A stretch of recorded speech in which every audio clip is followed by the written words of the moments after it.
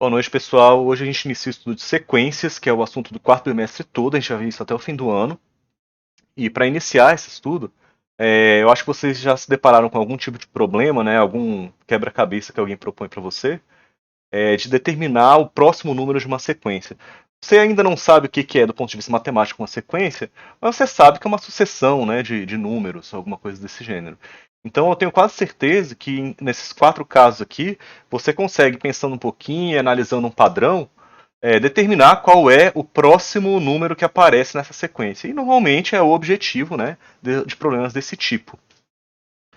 Então, o que a gente vai fazer é formalizar isso. A gente vai definir o que é uma sequência numérica, classificar essas sequências, calcular alguns elementos dela, qual é a soma, o que é termo geral, enfim. Vamos falar a respeito disso durante esse bimestre todo, tá?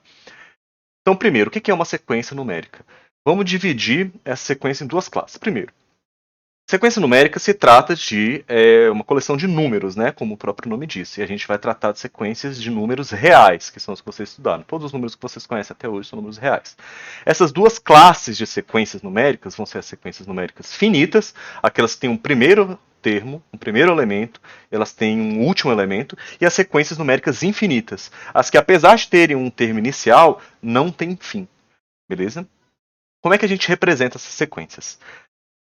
A gente coloca esses números entre parênteses, separados por vírgulas ou pontos e vírgulas. A gente diz que essa estrutura aqui, como está representada nesse exemplo que eu estou circulando, é uma N-upla de termos. Esse nome N-upla a gente usa em geral, tá? Inspirado mais naquelas palavras dupla, uma quádrupla de números, uma quíntupla de números e assim por diante. Então, uma N-uplas é uma sequência de N números, de N objetos, né?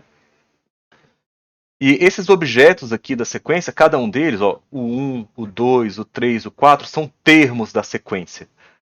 Aqui, nesse segundo exemplo, o 1, o 3, o 5, o 7, todos são termos dessa sequência finita que tem 6 elementos.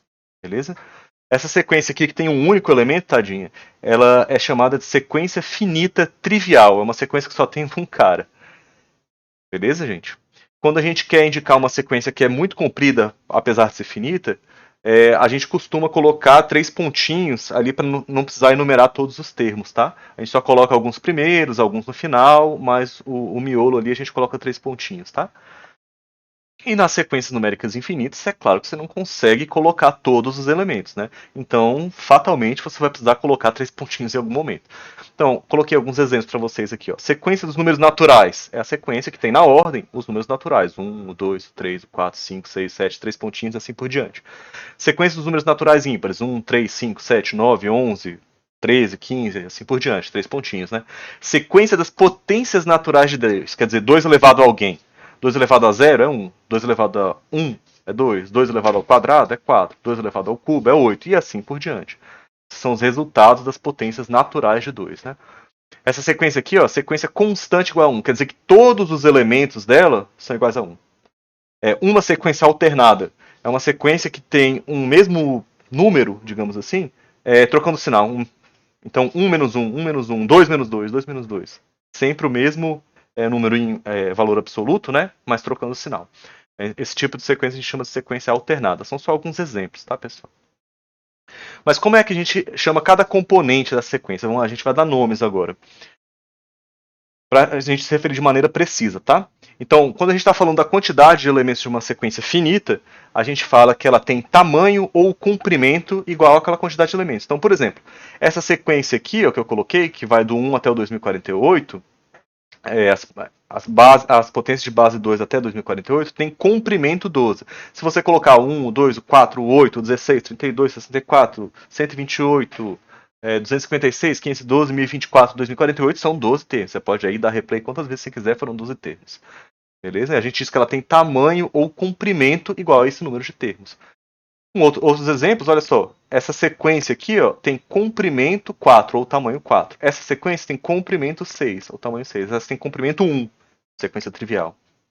Beleza, pessoal? Então, em geral, a gente não costuma explicitamente, às vezes até por não conhecer, explicitamente dizer quais são os números que fazem parte da sequência. Então, às vezes, a gente se refere a uma sequência dessa maneira, assim, ó, a gente coloca parênteses A com subíndice N e fecha o parênteses. A gente fala, olha, eu não sei exatamente quem são os termos da sequência, tá? Mas eles vão ser denotados por A com esse númerozinho embaixo, tá? Esse númerozinho embaixo a gente chama de índice. Ele indica a posição do número na sequência.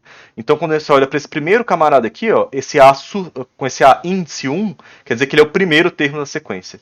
Esse A índice 2 aqui, ó, é o segundo termo da sequência. A índice 3, o terceiro, e assim por diante.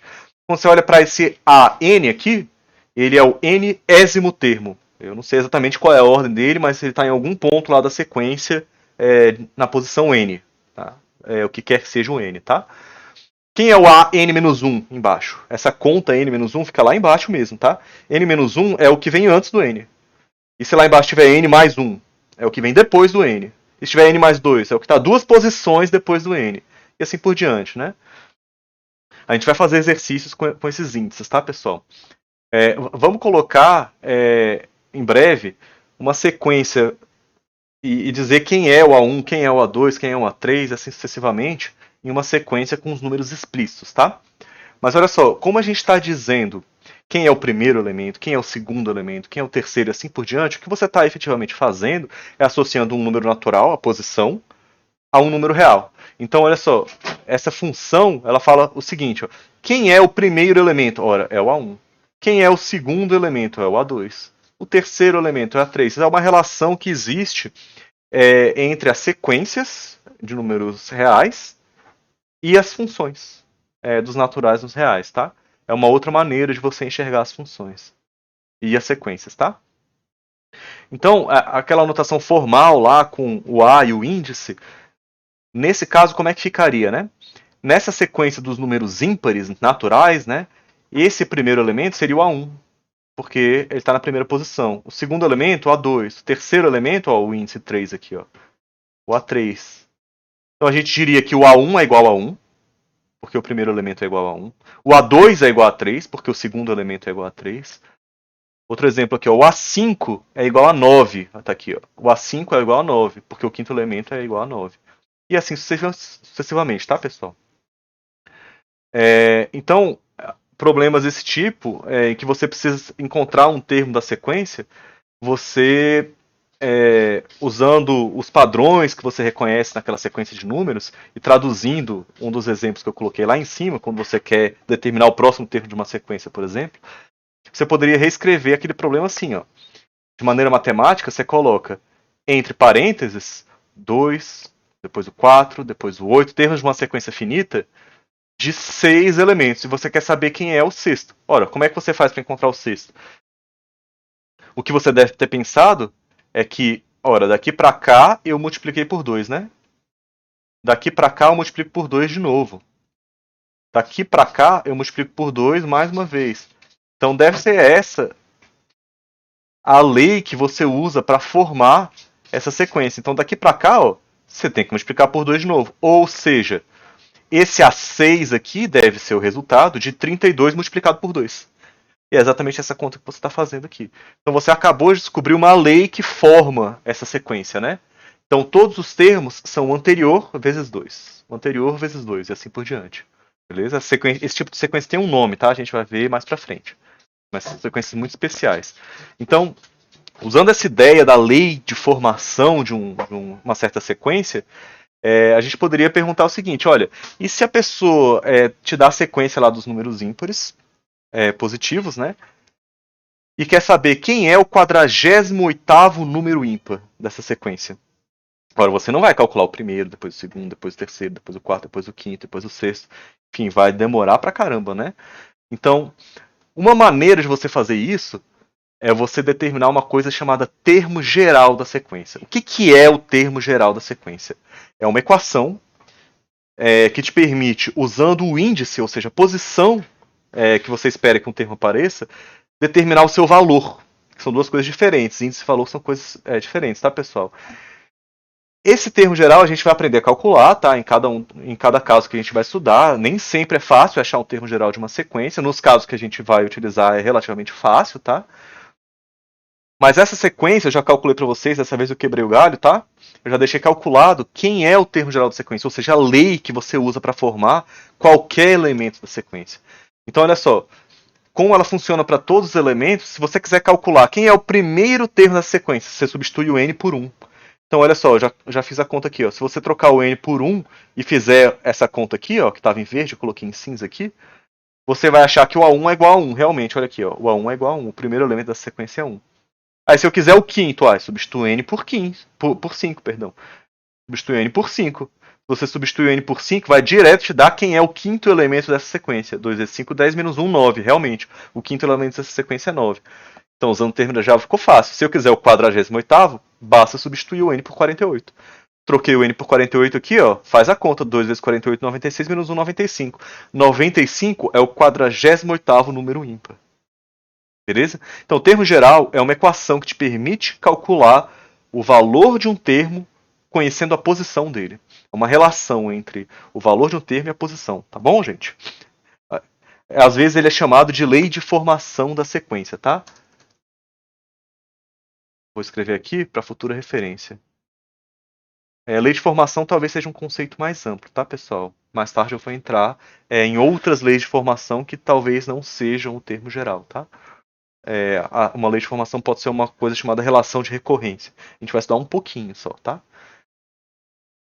Então, usando esse termo geral, você obtém a sequência inteira. É por isso que a gente chama ele de termo geral. Ele vai para qualquer um dos termos, né? Beleza? Então, eu deixei aqui embaixo alguns exercícios para vocês manipularem um pouco do termo geral da sequência, encontrar alguns valores, alguns termos da sequência, né? Usando o termo geral. E também vocês exercitarem, né? Usar o índice, achar que elemento que é relativo a cada índice, tá? Então, por exemplo, esse A2 aqui, já vou dar a resposta para vocês. Quem seria o A2 nessa sequência aqui de baixo? Olha, é o segundo elemento. A2 é igual a 5, olha só. E eu quero que vocês calculem o valor de cada uma dessas expressões dadas em termos dos índices que aparecem ali embaixo. É isso que eu espero que vocês façam essa semana.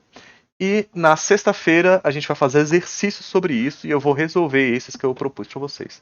E é isso, pessoal. Valeu e até mais.